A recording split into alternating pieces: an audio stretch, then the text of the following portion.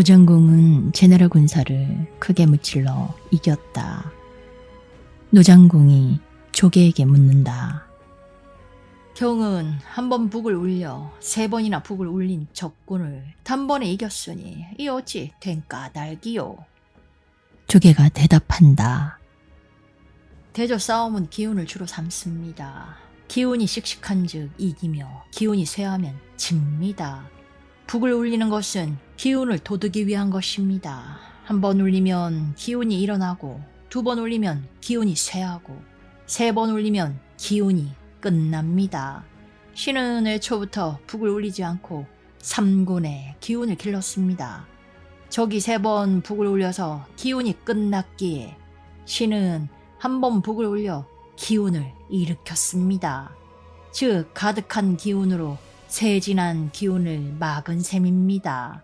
그러니 어찌 이기지 않을 수 있겠습니까? 노장공이 다시 묻는다. 제나라 군사가 패했을 때 어째서 즉시 추격하지 않았는가? 청컨대 그 까닭을 듣고자 하노라. 조계가 대답한다. 제나라 사람은 속임수가 많습니다. 혹 복병이 있을지 않을까 두려웠습니다. 그래서 달아나는 적을 그대로 믿을 수가 없어 신은 그들이 떠나간 터를 봤습니다. 병차, 바퀴 자국이 종행으로 산란한 걸 보고서야 제군이 어지러웠다는 걸 알았습니다. 그리고 그들의 뒷모습을 바라봤습니다. 달아나는 그들의 정기가 정연하지 못했습니다. 비로소 신은 그들이 계획적으로 달아나는 것이 아니란 걸 알고 추격했습니다. 이 말을 듣자 노장공이 연신 머리를 끄덕이며 찬탄한다. 경은 참으로 병법을 아는 사람이요. 이에 노장공은 조계를 대구로 삼고 그를 추천한 시백에겐 많은 상을 줬다. 여몽이 시로써 이를 읊은 것이 있다. 강한 제나라 군사 때문에 노나라 조정이여 근심 말라. 이미 승산이 서 있을 줄이야 누가 알았으리요. 싸움에 나간 군사로부터 소식 없음을 괴이하다 말라. 원래 고기 먹는 자가 나물 먹는 자보다 계략이 못하니라. 이때가 바로 주장왕 30년 봄이었다. 제나라 군사는 노장공에게 패해 힘없이 돌아갔다. 제완공이 대로한다.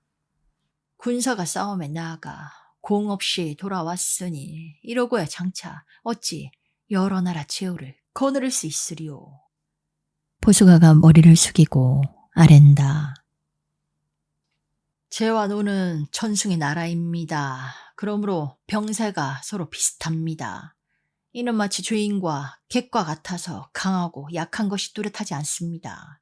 지난날 건시에서 싸웠을 때는 우리가 주인인 격이기 때문에 노에게 이겼지만 이번 장작 싸움에서는 노가 주인격이기 때문에 우리 제는 패했습니다. 이제 신은 원컨대 주공의 명으로 송에게 원조를 청하고 우리 제와 송이 협력해 노를 치면 가히 이번 수치를 서력할 수 있으리라 믿습니다. 제왕공은 이 일을 허락하고 사신을 송나라로 보내 군사 원조를 청했다. 이때 송나라 송민공은 제왕공 때부터 무슨 일이고 늘 제나라와 협력해 왔던 만큼 소백이 즉위했다는 소문을 듣고서는 그러지 않아도 장차 우호를 맺으려던 참이었다. 그는 제나라 사신의 청을 듣고 즉시 원조하기를 승낙했다. 이리하여 제, 송 두 나라는 그해 여름 6월 초순에 각기 군사를 거느리고 낭성 땅에서 만나기로 했다. 어느덧 6월이 됐다. 송나라에선 남궁장만이 장수가 되고 맹획이 부장이 되어 출발했다. 한편 제나라에선 포수가가 장수가 되고 중손추가 부장이 되어 출발했다. 이에 제군은 낭성 땅 동북쪽에 모이고 송군은 동남쪽에 일렀다. 한편 노장궁은 제, 송, 두 나라 군사가 쳐들어올 것이라는 보고를 받고는 모든 신하에게 말했다. 보수가가 분을 삭히지 못하고 송나라 군사까지 청해서 쳐들어온다 하니 어찌할꼬. 더구나 송나라 남궁 장만은 촉산에 있는 가마솥을 들어 올렸다는 장사다. 우리나라엔 그를 당적할 만한 장수가 없다. 두 나라 군사가 어깨를 나란히 하고 서로 도우면서 쳐들어올 것인즉 어찌 막아낼꼬. 대부 공자 언이 아랜다. 신이 가서 그들의 동정을 한번 보고 오겠습니다. 공자 언이 갔다가 그 돌아와서 보고한다. 보수가는 매사에 조심하는 듯 군용이 몹시 정연하고 남궁장만은 스스로 나를 당적할 놈이 없다고 용기만 믿는 듯 그 행호가 참못 어지럽더이다. 그러니 만이 우문으로 몰래 나가서 방비 없는 송군을 엄습하면 가히 그들을 무찌를 수 있을 겁니다. 송군이 패하면 제군 혼자 우리와 싸우려고 남지는 않을 것입니다. 그러나 노장공이 들으려 하지 않는다. 그대는 남궁장만의 적수가 아니다. 공자 언이 다시 간청한다. 청컨대 신은 이를 한번 시험하고 싶습니다. 그제야 노장공이 겨우 대답한다. 그대가 꼭 해본다면 과인은 그대 뒤를 접응하리라. 예, 공자 언은 호피 100여 장을 100여 필의 말에다 둘러씌우고 희미한 달빛 아래 길을 눕히고 북을 치지 않고 우문을 열고 나갔다. 그들은 발자국 소리를 숨기고 송군 영체로 가까이 갔다. 성령은 조용했다. 공자 언은 군사에게 명해서 일제히 불을 올렸다. 시뻘건 불이 오르자 일제히 금고 소리가 천지를 뒤흔들었다. 노군은 송군 영체로 돌격했다. 타오르는 불빛 저편에 일대의 맹호가 나타났다. 이를 보자 송령의 군사들은 크게 놀라 달아나고 말들은 미친 듯 코를 불며 줄을 끊고 달아난다. 남궁 장만이 제 아무리 용맹하나 앞을 다퉈 달아나는 군사들과 병차를 막을 도리가 없었다. 남궁 장만은 겨우 말을 진정시키고는 병차에 올라타자 후퇴했다. 이윽고 노장공의 후대가 공자 언과 합세에 밤을 새워가면서 송군을 추격했다. 송군은 노나라 국경인 승구 땅까지 달아났다. 예, 남궁 장만이 맹액을 돌아보고 결심한다. 오늘은 지든 이기든 양단 간의 목숨을 걸고 싸우지 않을 수 없다. 맹액은 즉시 찬동하고 말굽비를 돌려 칼을 휘두르며 뒤쫓아오는 노군을 향해 쳐들어갔다. 마침내 맹액과 공자 언 사이에는 싸움이 벌어졌다. 한편 남궁 장만은 장창을 높이 들고는 바로 노의 대군에게 달려들었다. 남궁 장만은 닥치는 대로 노군을 쳐 죽였다. 노군은 남궁 장만의 용맹에 기겁을 하고는 감히 가까이 덤벼들지 못했다. 노장공이 전선생에게 말한다. 그대는 원래 천하장사로 이름을 날렸으니 능히 남궁장만과 승부를 겨룰 수 있겠느냐? 예, 전선생은 큰 창을 끼고 달려나가 즉시 남궁 장만과 싸웠다. 노장공은 높은 대에 올라가서 그들의 싸움을 바라봤다. 그러나 전선생은 힘이 남궁 장만만 못했다. 노장공이 좌우 사람에게 분부한다. 속히 과인의 금복고를 가지고 오너라. 금복고란 노나라 군보에서도 가장 좋은 화살 이름이었다. 좌우에서 화살을 바치자 노장공은 화살을 시울에 먹여 잔뜩 남궁 장만을 겨누고 쐈다. 화살은 번개처럼 날아가 남궁 장만의 오른편 어깨를 뚫었다. 활촉은 깊이 뼛속까지 들어갔으나 남궁 장만은 손으로 화살을 뽑아버렸다. 이 순간 기회를 놓치지 않고 전 선생은 창으로 남궁 장만의 왼쪽 넓적다리를 찔렀다. 남궁 장만이 통나무 쓰러지듯 땅에 자빠졌다. 그는 속히 일어나려 허위적거리는데 전 선생이 병차에서 뛰어내려 남궁 장만의 손을 결박했다. 이에 노구는 즉시 남궁 장만을 잡아 일으켰다. 이때 맹획은 주장인 남궁 장만이 적에게 사로잡힌 걸 보고는 병차까지 버리고 달아난다. 노장공은 사냥하듯 송군을 사로잡고 크게 이기자 금을 울려 군사를 거두었다. 전 선생이 사로잡은 남궁 장만을 노장공에게 바친다. 남궁 장만은 어깨와 넓적다리에 중상을 입었건만 오히려 꼿꼿이 서서는 조금도 아파하는 기색이 없었다. 노장공은 남궁 장만의 용기를 사랑하고 이로써 그를 후대했다. 이때 포수가는 송군이 참배하자 군사를 모조리 돌려 본국으로 돌아갔다. 그의 제완공은 스풍을 주왕실로 보내 자기가 제나라 군의에 즉위한 것을 고하고 또한 청혼했다. 이에 주정왕은 자신을 노장공에게 보내 혼사를 주장하게 하고 왕위를 제나라로 출가시켰다. 예, 서, 채, 위, 세 나라 군우는 각기 그 여식을 보내 제왕공의 첩이 되게 했다. 이건 제후들이 왕의 출가를 축하하기 위한 예법이었다. 노나라가 혼사를 주장했기 때문에 그대로 제, 노, 두 나라는 다시 침묵하고 지난날 싸웠던 감정을 각기 버리고서는 다시 형제의를 맺었다.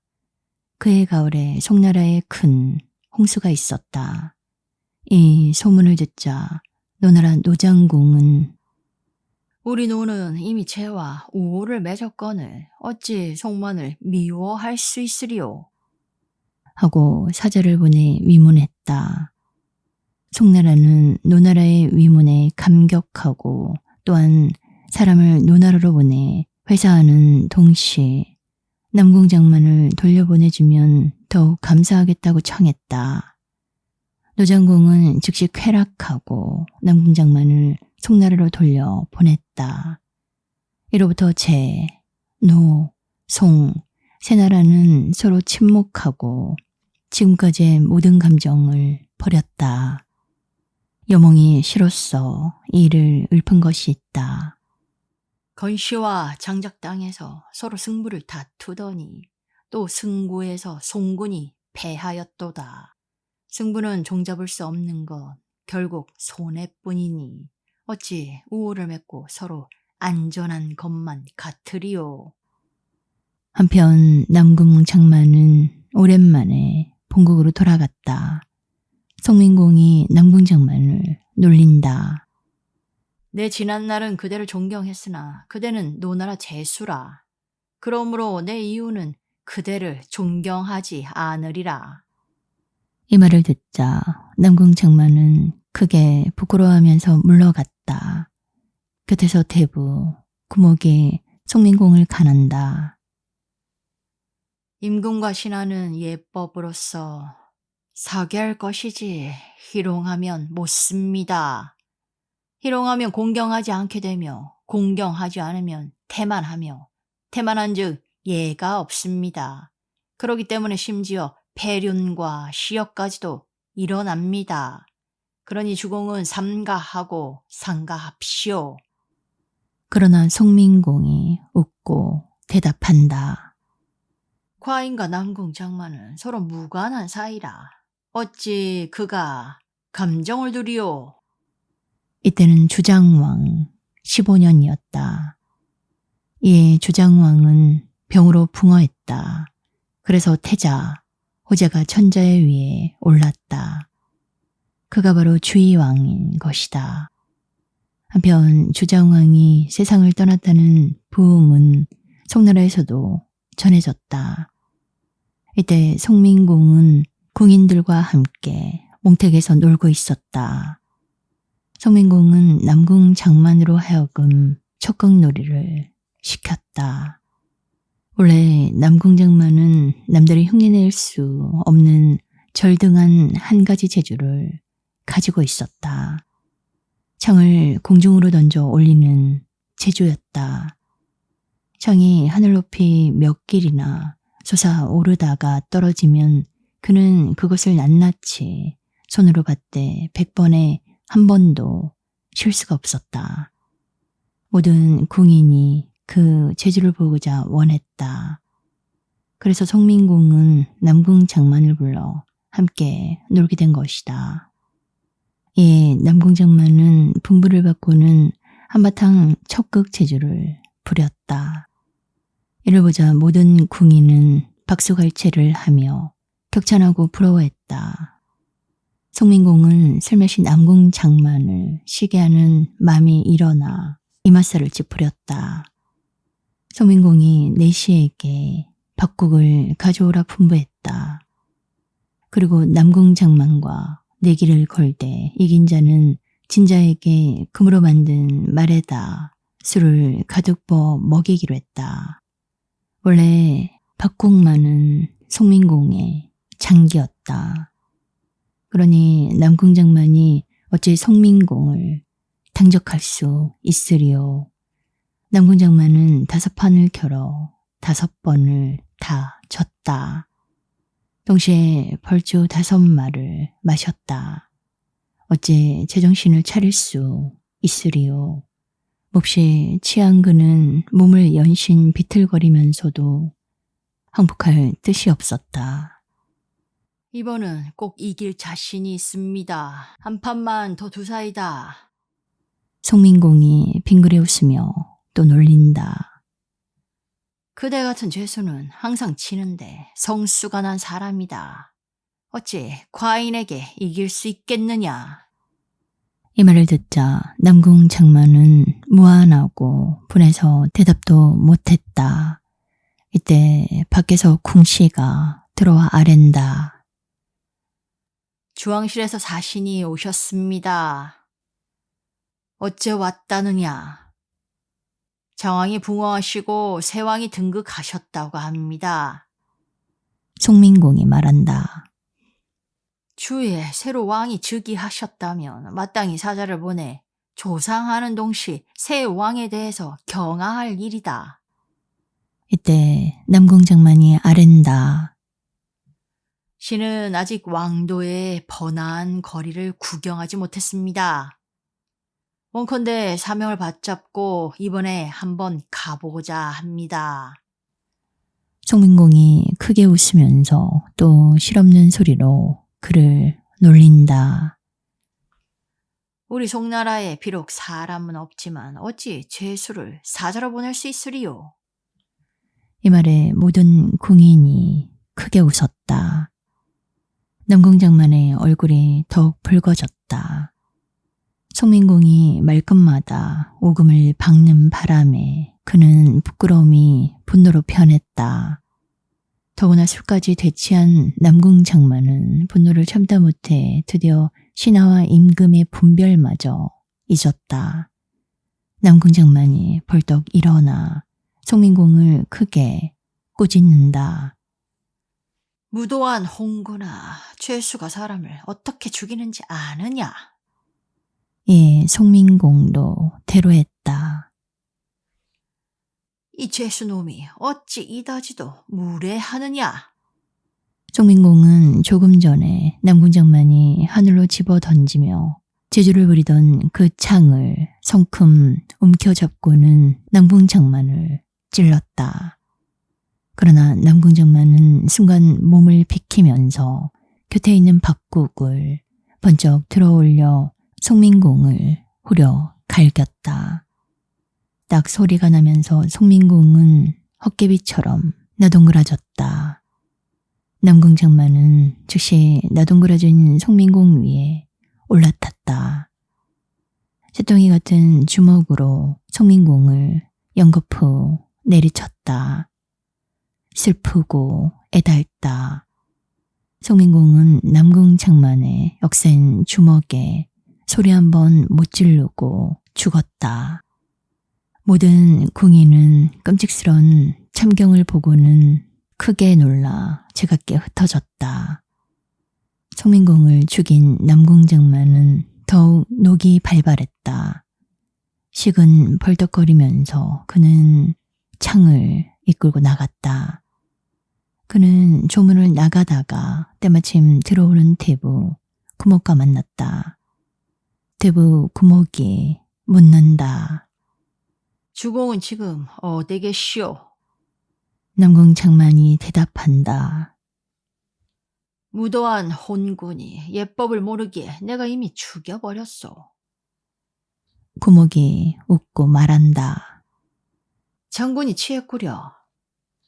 남궁장만이 머리를 흔들면서 대답한다. 난 취하지 않았소. 자, 내 손을 보.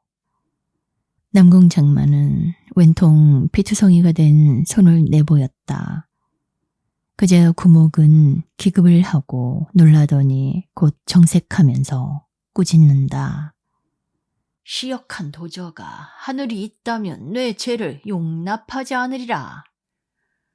구목은 손에 들고 있는 홀로 남궁장만을 후려갈겼다. 그러나 어찌 구목이 남궁장만의 범같은 힘을 당적할 수 있으리요. 남궁장만은 손에 잡고 있던 창을 버리고는 두 팔을 쩍 벌리고서 구목에게 덤벼들었다. 번개같이 남궁장만은 왼손으로 구목에 홀을 쳐 떨어뜨리고 동시에 오른손으로 구목을 쳤다. 남궁장만의 주먹은 바로 구목에 머리에 가서 들어맞았다.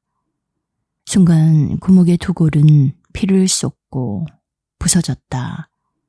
주먹 한 번에 두 골을 부수고 얼굴을 모조리 파수어 버렸으니 이 어찌 절등한 힘이라 안을 수 있으리요. 가엾다. 구목은 목숨을 잃고 징그러운 송장이 되었다. 남궁장만은 피를 본 야수가 됐다. 그는 다시 창을 집어들고는 유유히 걸어가 수레에 올랐다. 그는 참으로 방향무인했다. 이래야 송민공은 즉위한 지 10년 만에 쓸데없는 말 한마디 농으로 역신의 독한 주먹을 맞고 죽었다. 어지러운 춘추시대에서는 신하가 임금 죽이기를 마치 달게 목 비틀듯 하였으니 공자가 어찌 군신유의를 강조하지 않을 수 있으리요. 사신이 시로서 구목을 찬한 것이 있다. 세상이 말세어서 도덕은 무너졌도다. 상, 하의 질서가 없어 임금이 신하와 장난하도다. 임금은 곧잘 실없는 소리를 하고 신하는 곧잘 창으로 재주를 부리도다. 장하구나 구목이여 홀로 역신을 쳤도다. 상대의 힘을 두려워하지 않고 마침 충신의 피를 뿌렸도다. 그대의 죽음은 태산보다 무겁거니 그 이름 1월처럼 빛나도다. 이때 화독은 궁에서 변이 생겼다는 기별을 받고는 즉시 칼을 짚고 수레에 올라 군사를 거느리고는 난을 치려고 달려갔다. 화독이 동궁서쪽을 돌아가는데 마침 이편으로 오는 남궁장만과 만났다. 남궁장만은 수레를 달려와 말도 않고 곧 창을 들어 화독을 찔렀다. 창에 찔린 화독은 외마디 소리를 지르면서 수레 밑으로 굴러떨어졌다. 남궁장만은 서슴지 않고 다시 창을 들어 화독을 찔러 죽였다. 이날 남궁장만은 송민공의 종제, 공자, 유를 받들어 군위에 올려 모셨다. 그리고 남궁 장만은 무공, 선공, 목공, 장공, 역대 임금의 족속을 모조리 추방했다. 이에 모든 공자들은 남궁 장만에게 추방돼 소읍으로 달아났다.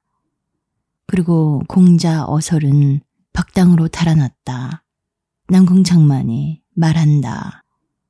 어설은 학문이 있고 재능이 있으며 바로 성민공의 친동생이다. 그놈이 지금 박에 있으니 반드시 장차 변을 일으키고 말 것이다. 만일 어설만 죽이면 다른 모든 공자쯤이야 좋게 걱정할 것 없다. 예, 남궁 장만의 아들 남궁우는 맹액과 함께 군사를 거느리고 박당을 쳤다. 이것이 그의 겨울 10월이었다. 한편 소읍 수령, 숙대심은 무공, 선공, 목공, 장공 등 오족의 모든 공자를 받들어 모시고 또 조나라에게 군사를 청해가지고는 박당을 구원하러 갔다. 이에 공자 어설도 파급 백성을 모조리 일으켜 소읍에서 온 숙대심과 모든 공자와 함께 안팎으로 남궁우의 군사를 협공했다. 이 싸움에서 남궁우는 죽고 송군은 모두 공자 어설에게 항복했다. 그리고 패한 장수 맹획은 송으로 돌아갈 면목이 없어 위나라로 달아났다. 이에 대숙피가 공자 어설에게 계책을 말한다. 항복한 군사 몇 사람과 그들의 기호를 이용합시오. 즉 그들을 앞장 세우고 서울로 돌아가 그들로 하여금 남궁우는 이미 파급을 함몰하고 어설을 사로잡아가지고 지금 돌아오는 중이라고 거짓 보고를 하게 합시오. 공자 어설은 항병 몇 명으로 하여금 돌아가서 싸움에 이겼다고 거짓 보고를 하게 했다. 남궁 장만은 군사 몇 명이 먼저 돌아와서 보고하는 승전을 고지믿고 태연히 아들 남궁우와 맹액이 돌아오기만을 기다렸다. 한편 모든 공자와 군사는 송성, 성문 밖에까지 일렀다. 그들은 승전하고 돌아온 것처럼 속임수를 써서 성문을 열겠다. 그리고 그들은 일제히 성 안으로 들어가 부르짖었다. 역적 남궁 장만만 잡으면 그만이다. 다른 사람들은 조금도 놀라거나 두려워하지 말라. 일이 이쯤 되고 보니 남궁 장만은 창왕에서 어쩔 바를 몰랐다. 그는 급히 궁에 가서 공자 유를 모시고 달아나기로 했다. 그러나 어찌하리요. 궁중은 이미 무장한 군사가 들어차 있었다. 그 군사들 틈을 비집고 나온 한 대시가 남궁 장만에게 말한다. 상감은 이미 군사들에게 피살됐습니다. 남궁 장만은 길이 탄식했다. 그는 어느 나라로 달아나는 것이 좋을까고 궁리했다. 원래 송나라와 진나라는 별로 원한이 없는 터였다. 그래서 그는 장차 진나라로 달아나기로 했다. 그러나 그는 80이 넘은 어머니를 버리고 갈 수는 없었다. 남궁 장만이 다시 탄식한다. 어찌 전륜을 버리고 혼자 갈 수 있으리요. 그는 몸을 돌려 집으로 갔다. 그는 집에 일러 늙은 어머니를 부축해 수레에 올려 모시고는 왼손엔 칼을 뽑아 들고 오른손으론 수레를 밀면서 성문 지키는 군사들을 참하고 나갔다. 그는 성문을 벗어나자 바람처럼 달아났다. 그러나 아무도 감히 그를 뒤쫓는 자는 없었다. 송나라에서 진나라까지 260리였다. 그런데 남궁 장만은 수레를 끌고서 하루 만에 진나라에 당도했다. 이런 실력은 고금의 보기 드문 바였다. 이라여 공자 기는 공자 유를 죽이고 공자 이서를 받들어 임금으로 모셨다. 그가 바로 송원공인 것이다. 예, 대숙피는 대부가 되고 오족 중에서 이번 거세에 공로를 세운 자는 공족 대부가 됐다. 그리고 숙대심은 다시 소읍으로 돌아갔다. 송원공은 사자를 위나라로 보내 맹획을 넘겨달라고 청했다.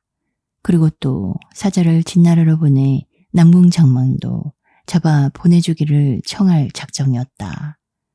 이때 공자 목이 겨우 5살이었다. 마침 송원공 곁에 앉았다가 웃으면서 말한다. 진나라는 남궁장만을 잡아 보내지 않을 것입니다. 송원공이 묻는다. 네, 어찌 그러리라 믿느냐? 공자 모기가 대답한다. 사람들은 용력 있는 자를 공경합니다. 우리 송나라는 장만을 버렸지만 진나라는 반드시 그를 보호할 것입니다. 그러니 빈손으로 가서 청하면 진나라가 어찌 우리 송나라를 위해 힘쓰겠습니까? 이 말을 듣자 송원공은 크게 깨닫고 사자에게 귀중한 보물을 많이 내줬다. 이걸 가지고 가서 진나라에게 주고 잘 부탁하여라. 우선 위나라로 간 송나라 사자부터 이야기해야겠다. 이때 위의공은 사자로부터 송나라 청을 듣고서는 모든 신하에게 물었다. 맹획을 돌려달라는데 보내는 것이 좋을지 또는 안 보내는 것이 좋을지. 모든 신하가 이구동성으로 대답한다. 위급을 모면하려고 도망온 사람을 어찌 다시 돌려보낼 수 있습니까? 대부 공손 이가 간한다. 천하의 악은 어디고 마찬가지입니다. 그러므로 송나라 악이 오히려 우리 위나라 악이 될 수 있습니다. 한 악한 사람을 머물게 하는 것이 우리 위에게 무슨 이익이 있습니까? 더구나 우리 위와 송은 원래 친한 사이입니다. 만일 이번에 맹획을 잡아보내지 않으면 송은 반드시 노할 것입니다. 한 사람의 악을 보호하기 위해 한 나라의 환심을 잃는다면 이건 결코 좋은 계책이라 할 수 없습니다. 위의공이 머리를 끄덕이면서 결연히 말한다. 예, 위의공은 맹획을 결박지어 송나라 사자에게 내줬다. 한편 진나라에 간 송나라 사자는 진성공에게 귀중한 보물을 바치고는 자기가 온 뜻을 말했다. 진성공은 그 뇌물에 욕심이 나서 과인이 장만을 잡아 보내리라 하고 쾌락했다. 그러나 진성공은 남궁장만이 천하장사이기 때문에 고분고분 붙들려 가지 않을 것을 알고는 한 계책을 세웠다. 하루는 공자결이 남궁장만에게 말한다. 우리 주공은 그대를 얻은 것을 오히려 다른 나라를 성 10개 얻은 것보다도 더 끔찍히 생각하시오. 그러니 송나라가 제 아무리 백방으로 청할지라도 우리 진나라는 듣지 않을 것이오. 다만 우리 주공은 그대 때문에 송나라부터 의심을 살까 두려워하사 이 동심결로서 자기 심중을 그대에게 알리라 하셨소. 그러니 그대는 우리 진나라가 좁다는 걸 핑계로 내세우고 다른 큰 나라에 가서 조용히 몇 달만 놀다 오면 어떻겠소? 내 그대를 위해 수레를 장만해 드리리다. 남궁장만이 울며 대답한다. 귀국 군우께서 보잘것없는 나를 이렇듯 생각해 주시니 내 또 무슨 다른 말이 있겠소? 예, 공자결은 남궁장만과 함께 술을 마시며 즐기다가 형제의 의까지 맺었다. 이튿날 남궁장만은 공자결의 집에 가서 칭사했다.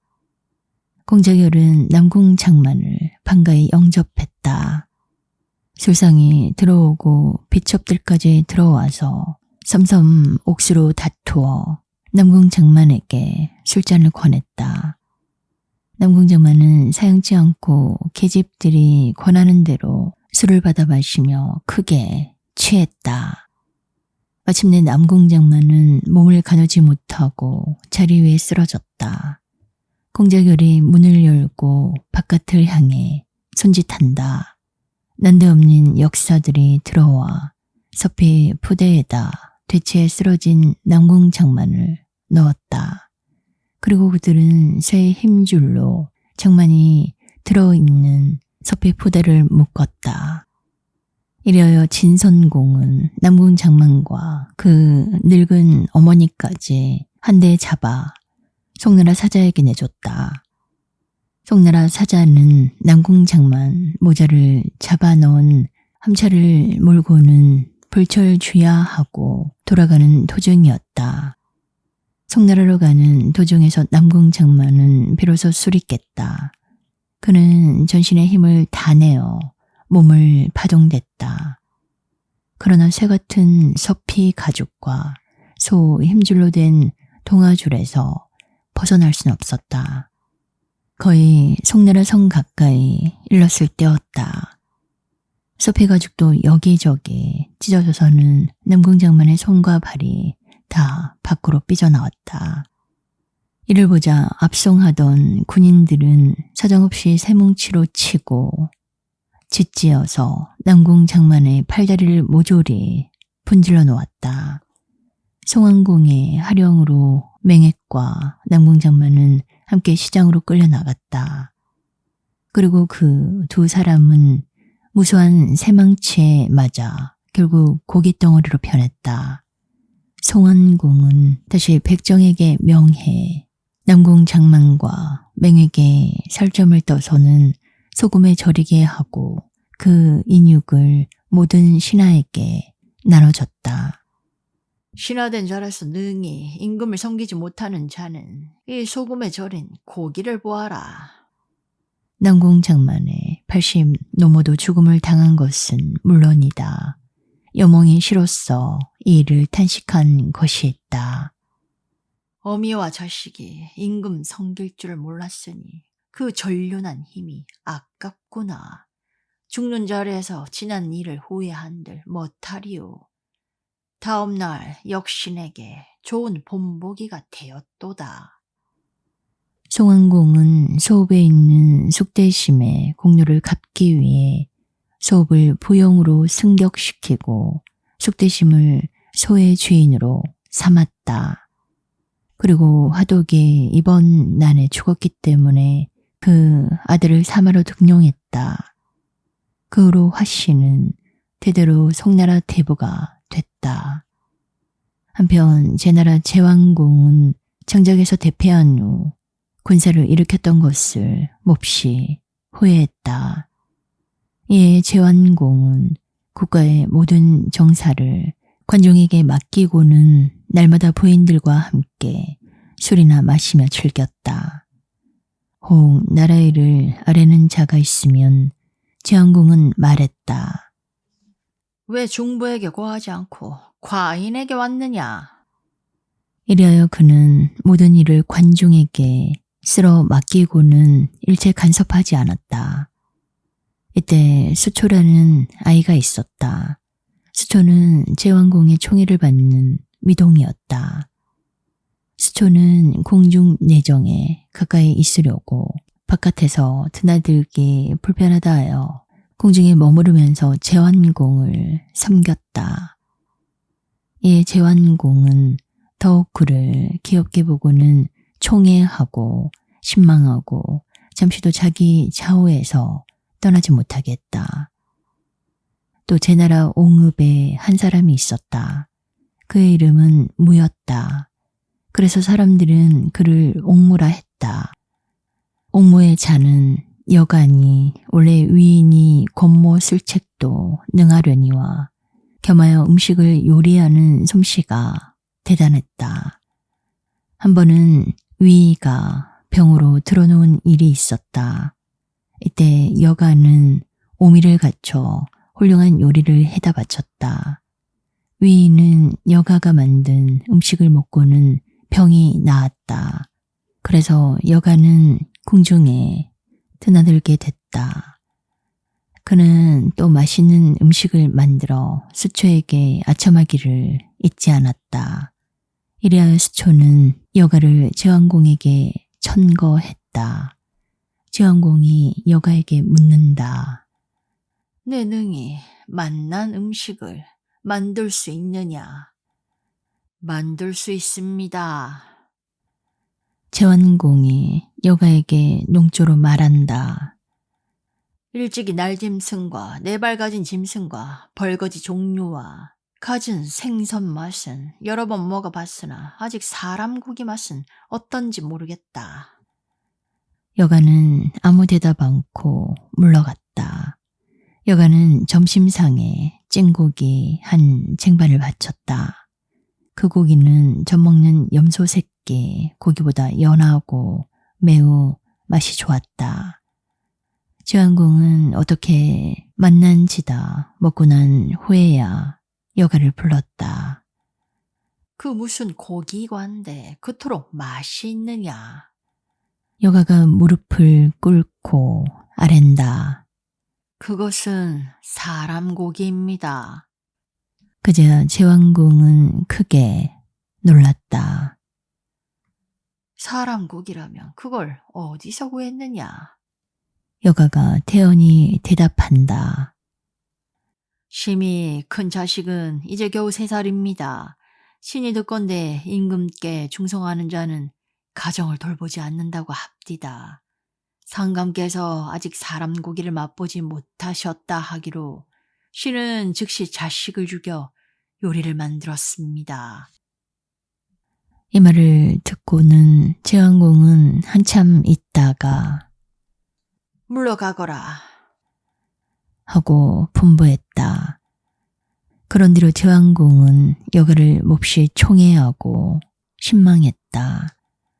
또한 내공에서는 위가 여가를 극구 칭찬했던 것이다.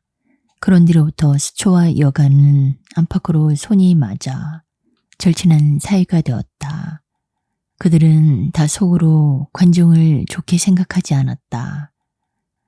그래서 수초와 여가가 제왕공에게 아랜다. 임금이 영을 내리시면 신하는 그 영을 받들어 행할 뿐입니다.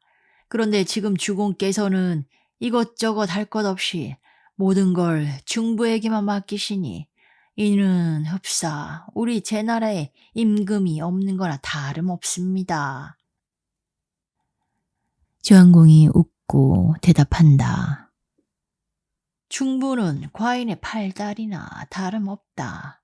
팔다리가 있어야 완전한 몸이 되듯이 중부가 있어야 과인도 임금이 될 수 있다. 그러하거늘 너희들 소인이 무엇을 안다고 함부로 말하느냐. 수초와 여가는 감히 두 말도 못하고 물러갔다. 어떻든 관중이 정세를 맡은 지 3년에 제나라는 크게 다스려졌다. 여몽이 시로써 이 일을 찬탄한 것이 있다. 사람을 쓰면 의심하지 말지니 그 당시 관중이 혼자서 제나라를 다스렸도다. 그러나 제왕공이 그를 선임했기 때문에 소인들의 모략도 아무 소용없었다. 한편 이때 초나라는 바야흐로 강성했다. 초나라는 멸등, 극권, 폐운, 맹교, 역식 등 모든 한동, 소국으로부터 종공을 받고 있었다. 그러므로 초나라의 위세는 날로 대단했다. 다만 채나라만이 제후와 혼인한 관계가 있음을 믿고는 중국 모든 제후와 동맹하고 조에게 굴복하지 않았다. 초문왕, 웅자 때엔 초나라가 칭왕한 지도 벌써 2대째다. 초나라는 투기, 굴중, 투백비, 원장, 투렴, 육권 등 모든 신하를 거느리고는 항상 중원을 노리고 있었다. 이때 채나라 채공 헌무는 식나라 식후와 마찬가지로 진나라 여자를 부인으로 삼고 있었다. 즉 채공은 진우의 장녀에게 장가들고 식후는 진우의 차녀에게 장가들었던 것이다. 그런데 식후의 부인 규씨는 천하절색으로서 이름이 높았다. 한 번은 식후의 부인 규씨가 친정인 진나라에 가게 됐을 때 채나라를 격려하게 됐다. 이 소식을 듣고 채우는 무슨 생각에선지 몹시 기뻤다. 나의 처제가 우리나라를 지나간다 하니 내 어찌 한번 만나보지 않을 수 있으리요. 그는 즉시 사람을 보내 식부인 규씨를 궁중으로 영접해왔다. 그는 식부인 규씨를 끔찍히 환대하고 서로 마주 앉아 친절히 굴었다. 그러나 점점 채공의 언동이 희약질로 변했다. 손님에 대해서 조금도 공경하는 빛이 없었다. 그만 식부인 규씨는 채공의 해괴한 음담 패설의 대로에 즉시 자리를 박차고 일어나 그 길로 떠나가 버렸다. 그 후 식부인 규씨는 친정인 진나라에 갔다가 식국으로 돌아올 때는 채나라에 들리지도 않았다. 그리고 식부인 규씨는 식국에 돌아가자 남편인 식후에게 채공에 버릇없이 굴던 언행을 일일이 고했다. 식구는 채공이 자기 부인을 모욕한 데 대해 장차 그 안갚음을 하기로 결심했다.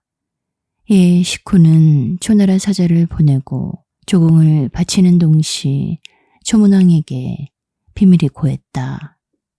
채우가 중국만 믿고 기꺼이 대왕에게 조공을 바치지 않건만 어찌 그만 보고만 계시나이까. 만일 대왕께서 우리 식국을 치시면 우리는 즉시 채국에게 구원을 청하겠습니다. 원래 채우는 경망한 사람이기 때문에 반드시 우리를 구원하려고 친히 달려올 것입니다. 그때 우리나라와 초군이 합세해 도리어 그들을 친다면 끝까지 채우 헌무쯤이야 손쉽게 사로잡을 수 있지 않겠습니까? 이미 헌무를 사로잡고만 보면 어찌 대왕에게 조공을 바치지 않는 채국을 근심할 것 있겠습니까? 초문왕은 크게 기뻐했다. 초문왕은 즉시 군사를 일으켜 식국으로 쳐들어갔다. 이에 식국은 계책대로 즉시 사람을 채나라에 보내 원조를 청했다. 과연 채공은 뭣도 모르고 군사를 일으켜 식국을 도우러 갔다. 그러나 채군은 영체를 세우고 쉴 여과도 없이 초나라 복병에게 습격을 당했다. 채공은 초군의 습격에 견딜 수 없어 급히 식성으로 물러갔다. 그런데 어찌 된 일인가. 식후는 성문을 굳게 닫고 채군을 영접해드리지 않았다. 이에 채군은 크게 패해서 달아나고 초군은 그들을 추격했다. 채공은 허둥지둥 달아나다 신야에 이르자 기진맥진에 드디어 초군에게 사로잡히고 말았다. 이에 식후는 초군을 배불리 먹이고 초문왕이 회군할 때 경계까지 가서 전송했다. 사로잡힌 채우는 이를 보자 그제야 식후의 속임수에 빠졌다는 걸 알았다. 그러나 이미 어쩔 도리가 없었다. 초나라로 붙들려 가면서 채공은 식후에 대한 원한이 골수에 사무쳤다. 초문왕이 귀국하자 즉시 분부한다. 제우를 펄펄 끓는 가마솥에 놓고 삶아라. 내 그 고기를 태묘에 바치겠다. 실로 무시무시한 분부였다. 육권이 곁에서 간한다. 왕은 고정하십시오. 더구나 왕은 장차 중국의 뜻을 두고 있지 않습니까? 만일 제후 헌무를 이 마당에서 죽이면 이 소문을 들은 모든 나라 제후는 다 우리를 무서워할 것입니다. 그러니 그를 돌려보냄으로써 모든 제후에게 우리의 덕을 보입시오. 여러 가지로 간했으나 초문왕은 종실 들으려 하지 않았다. 이에 육권이 분연히 왼손으로 초문왕의 소매를 잡고 오른손으로는 칼을 뽑아 왕을 겨누면서 다시 아랜다. 신은 차라리 왕과 함께 죽을지언정 차마 살아서 왕이 모든 나라로부터 멸시받는 꼴은 볼 수가 없습니다. 그저 초문왕이 크게 놀라 연신 부르짖는다. 과인은 그대 말을 듣겠노라. 이래하여 채의궁은 겨우 죽음을 면했다. 육권이 다시 초문왕에게 아랜다. 왕께서 다행히 신의 말을 들으사 최후를 죽이지 않으시니 이는 우리 초나라의 복입니다. 그러나 신이 왕을 겁박한 죄는 마땅히 만사에 해당합니다. 청컨대 왕은 신을 죽여줍시오. 초문왕이 황급히 대답한다. 경에 충성엔 저 해도 무색할 지경이다.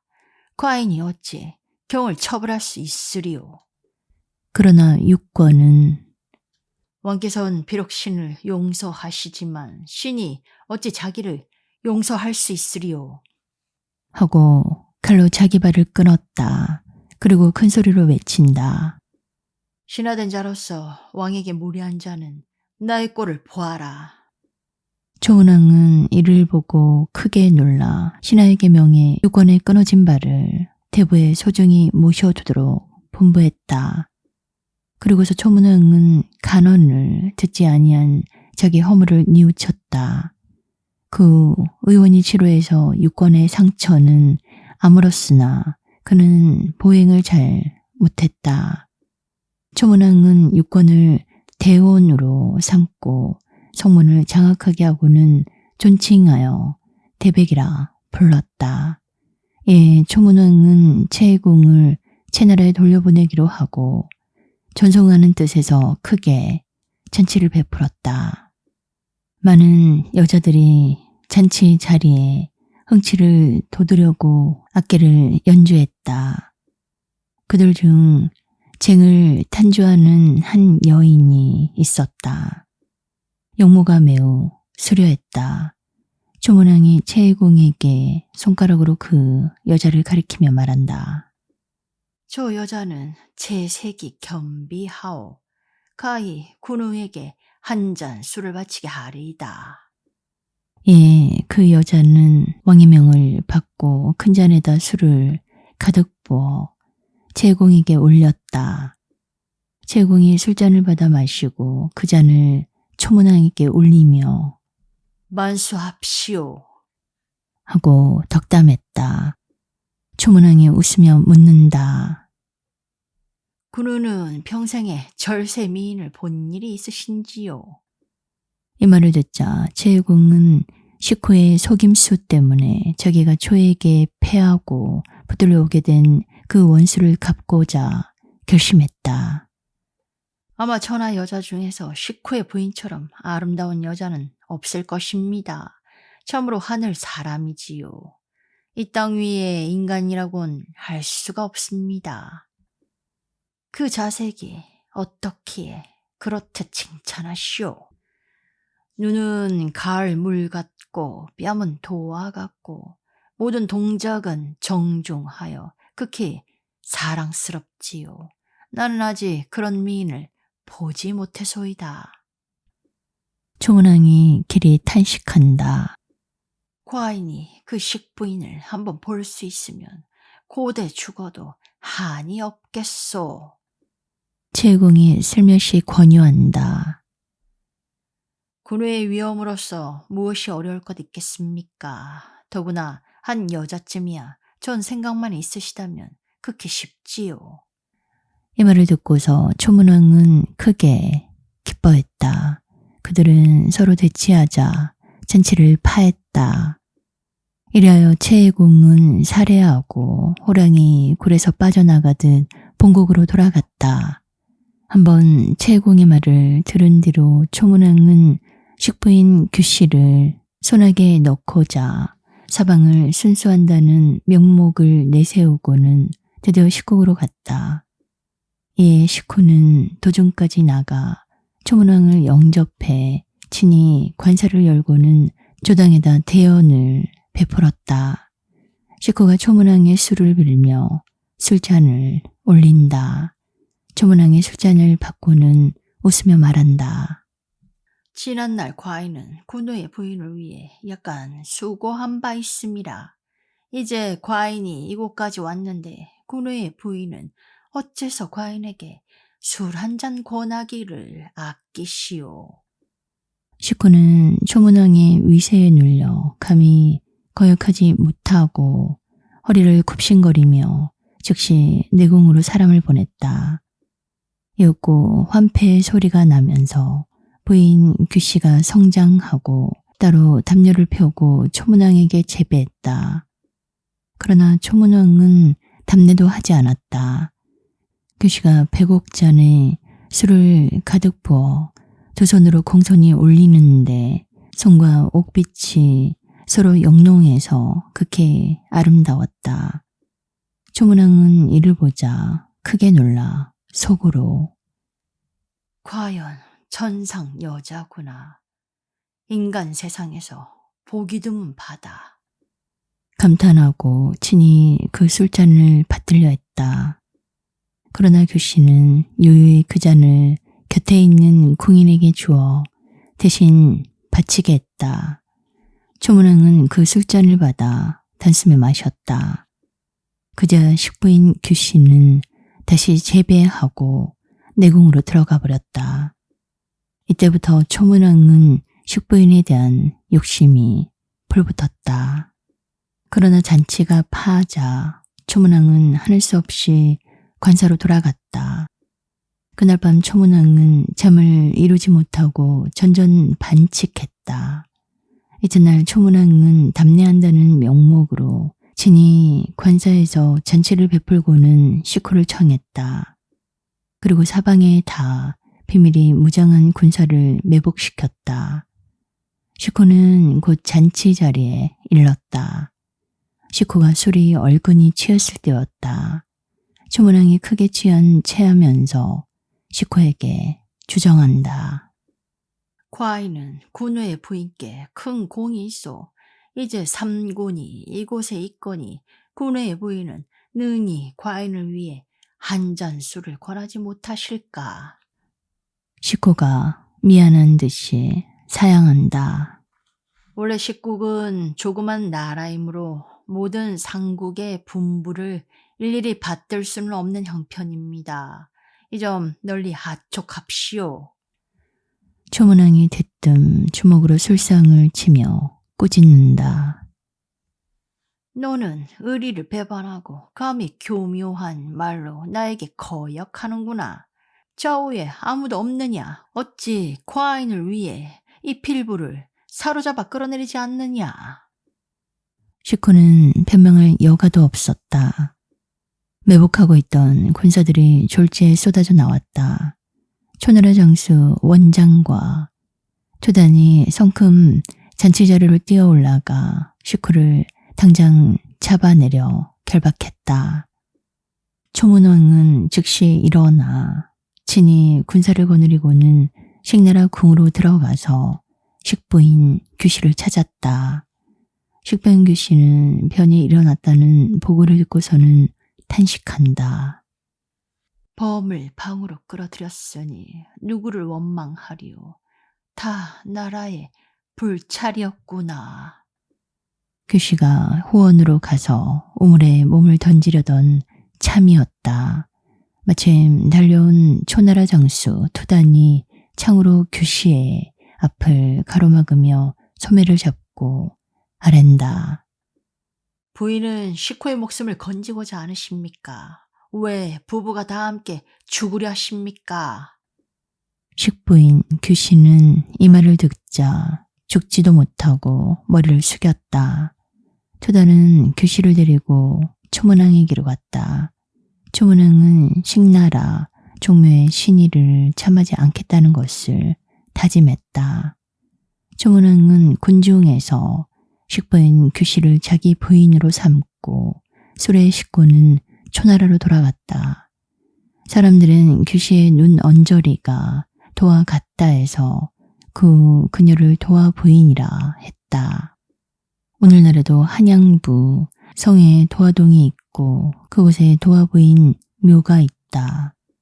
바로 식부인 규시를 모신 사당인 것이다. 당나라 시인 도목이 시로써 이 일을 읊은 것이었다. 궁중에 가는 허리 도와 있냐 어여쁜데 은근하구나.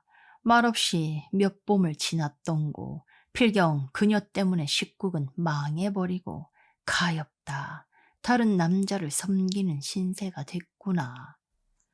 그 초문왕은 식후를 여수당에다 안치시키고 겨우 10가지읍을 봉해주고 식나라 신의를 지키게 했다.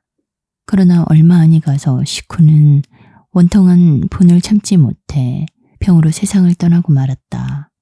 남방 초나라의 무지무도함이 이렇듯 했다. 다음 일을 알고자 할진대 또한 하회를 보라.